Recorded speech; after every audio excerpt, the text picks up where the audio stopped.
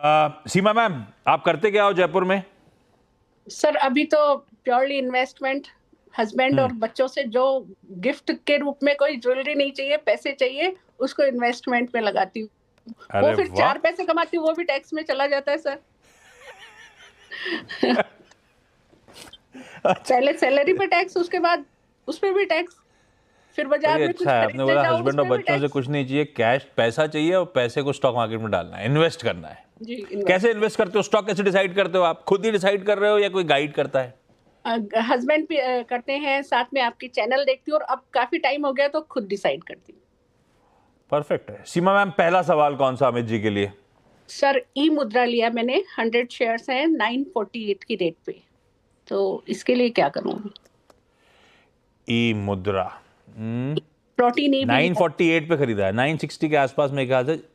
जी हाँ, चल 960। रहा है ना? और ठीक है, धीरे धीरे करके इंचअप कर ही रहा है। पूछूं क्या? सही चुना है, लंबी अवधि के लिए बने रहूं या नहीं बने रहूं, ऐसा पूछूं? हाँ जी जी, लंबी अवधि के लिए कितना रखना है, मतलब क्या टारगेट रखूं? ठीक बात है। सीमा मैम ने सही चुना है क्या अमित जी? ई मुद्रा चार्ट्स कैसे बैठ रहे हैं इसके? जी, गुड आफ्टरनून मैम। अगर आशीष जी चार्ट की बात करें तो चार्ट तो अच्छे ही लग रहे हैं। यहाँ पे कंटिन्यूअसली हायर हाई हाई लोज बन रहे हैं, की मूविंग एवरेजेस के ऊपर स्टॉक ट्रेड कर रहा है, और कंटिन्यूअसली कुछ दिनों में मैंने हम देखते हैं अक्सर एक नया हाई बनाता है। तो ओवरऑल चार्ट स्ट्रक्चर पॉजिटिव है। आज के सत्र में जरूर थोड़ी सी प्रॉफिट बुकिंग हम देख रहे हैं। नजरिया मैम का लंबा है, जैसा कि इन्होंने कहा, तो एक मूविंग एवरेजेस लगभग 930 के आसपास आता है। वहां पे एक स्टॉप लॉस लगा के रखें और स्टॉक को होल्ड करें। होल्ड करिए मैम। कोई अमित जी, आपका कोई मन नहीं है क्या फाइनेंस मिनिस्टर के लिए? हम मिडिल क्लास तो दिक्कत में, आप ट्रेडर बंधुओं के कुछ रिक्वेस्ट नहीं है क्या? नहीं सर, हम ज्यादा बोलते हैं तो फिर वो टैक्स कुछ बढ़ के ही आ जाता है, बढ़ जाता है, कुछ बोलो ही मत।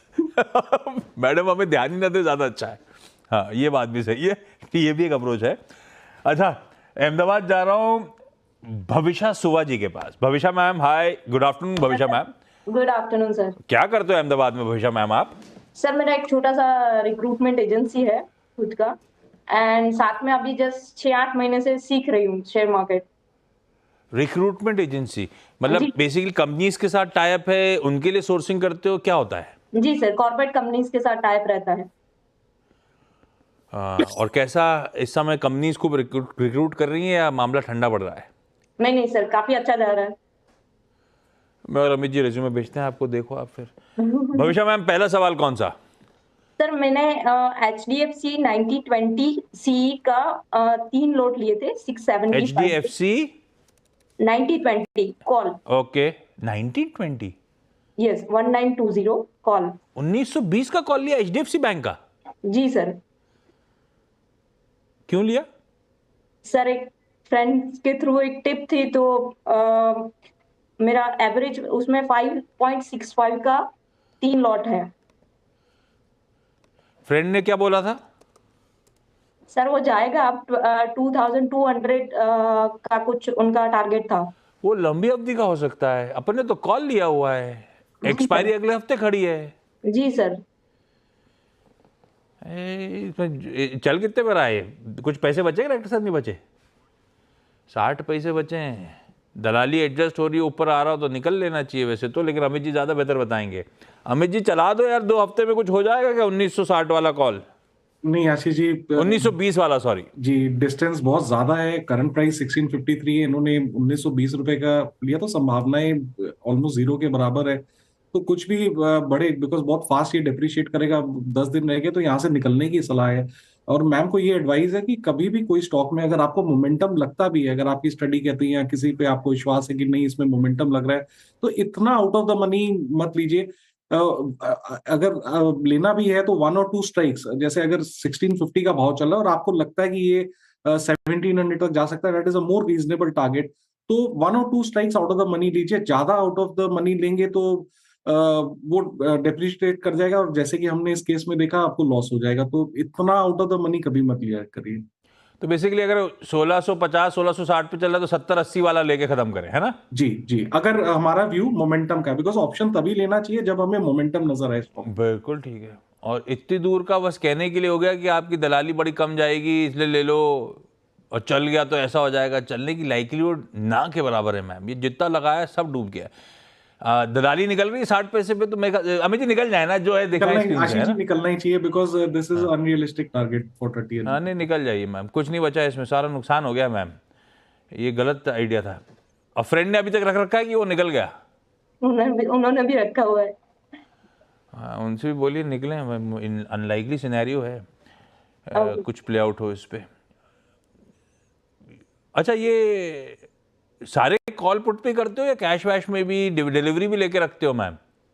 नहीं सर, अभी जस्ट मैंने मतलब मुझे इतना ज्यादा, मैं सीख रही हूँ तो ज्यादा नॉलेज नहीं है। जो जहाँ से मतलब कुछ टिप आती है कुछ फ्रेंड से या फिर ये आपका टिप चैनल। वाला गड़बड़ है। कोई अच्छा सा फाइनेंशियल एडवाइजर रख लो, ज्यादा बेहतर नहीं होगा क्या? उससे पैसा मैनेज करवाओ, या फिर नहीं, ये ऐसे तो डूब जाएगा। ये सीखते सीखते तो कॉल ऑप्शन अपनी वाट लगा देगा, ओके सर।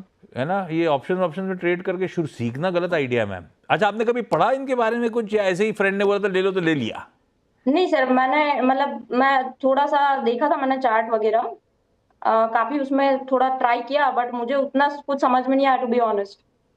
ना करने का मैम। अच्छी क्वालिटी के स्टॉक्स पे अभी तो कैश में रहो, सीखो वीखो, उसके बाद ये सब आजमाना।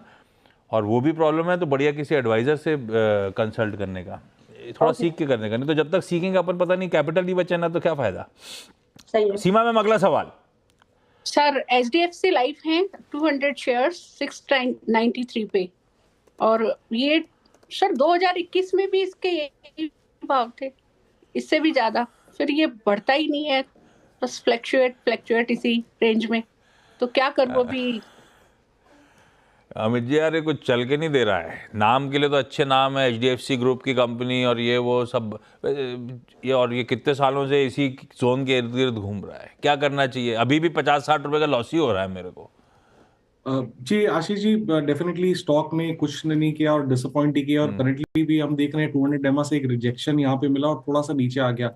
बट हैविंग सेड दैट, 2 दिनों के पहले का अगर हम प्राइस एक्शन देखें तो वो गैप के साथ इसने अपना बेस क्रॉस किया था और वो गैप अभी भी होल्ड कर रहा है। मैं ऐसा नहीं कहता कि यहाँ पे कोई इमीडिएट मोमेंटम है, बट ऐसा देख के लगता है चार्ट की जितनी सेलिंग होनी थी वो एग्जॉस्टेड है। तो एज लॉन्ग एज 615 इंटैक्ट है, थोड़ा सा पेशेंटली होल्ड करिए। मुझे लगता है डेफिनेटली आपको यहाँ पे हायर लेवल्स मिल सकते हैं, जब तक 615 रुपए इंटैक्ट है यहाँ पे।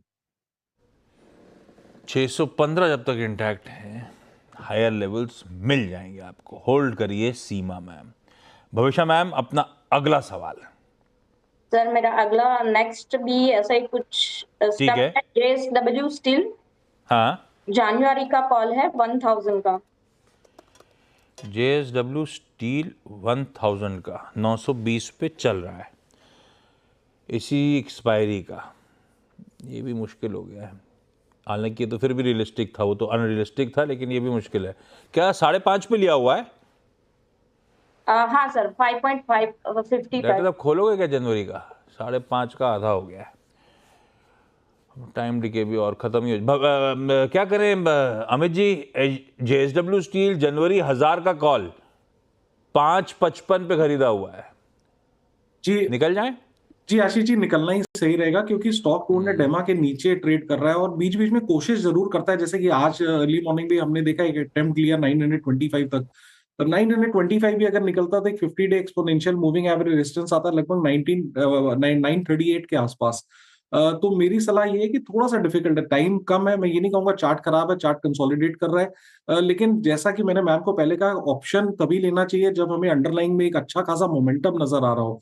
नहीं तो हो सकता है स्टॉक आस्ते आस्ते उस प्राइस में पहुंच जाए, लेकिन अगर वो पहुंचा आफ्टर एक्सपायरी तो आपके कोई फायदे के लिए नहीं रहेगा। तो in the instant case 2 rupees 30 पैसे के आसपास ट्रेड कर रहा है तो इसमें से एग्जिट ही कर जाइए। इसमें भी लॉस बुक करना है मैम, निकल जाइए, जो पैसा आ रहा है रख लीजिए। सीमा मैम, अगला सवाल क्विकली।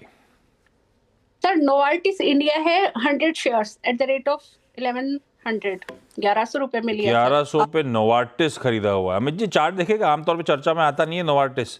चार्ट देखे आपने? 1100 का खरीदा हुआ है, 850 पे खड़ा हुआ है। आशीष जी, नोवार्टिस का अगर चार्ट देखें तो कंटिन्यूअस एक इसमें डाउनवर्ड ट्रेजेक्टरी है। स्टॉक ने रिसेंटली एक हाई दिखाया था 1150 का और उसके बाद कंटिन्यूअसली ड्रैग डाउन कर रहा है। 200 डेमा भी ब्रेक हो गया और सारे की मूविंग एवरेजेस के नीचे ट्रेड कर रहा है। Continuously lower low lower highs बन रहे हैं।